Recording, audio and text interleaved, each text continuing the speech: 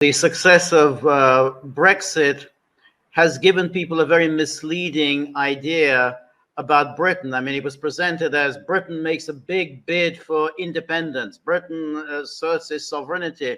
Britain asserted nothing of the sort. Britain may have left the EU, but it became ever more subsumed under the United States. I mean, Britain is now effectively a satellite of the United States. Britain does not have an independent foreign policy. Britain does not have an independent nuclear deterrent. Britain does not do anything that isn't signed off on by the United States. So therefore, it's just inconceivable for Britain to do anything at all that defies the United States. Now, this is something that has been developing over many decades.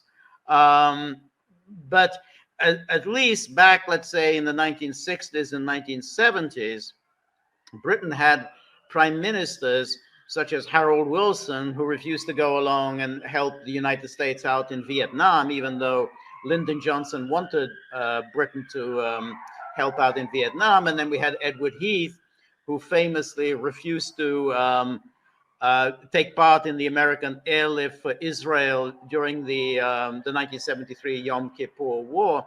But since then, and particularly since the era of Tony Blair, and Blair kind of signed on to the US war against Yugoslavia in 1999, that was a crucial step. We just simply brought Britain onto this American project. And then, of course, a few years later, he was a leading participant in the invasion of Iraq. So since then, you just don't have any leaders at all who dare to defy the United States.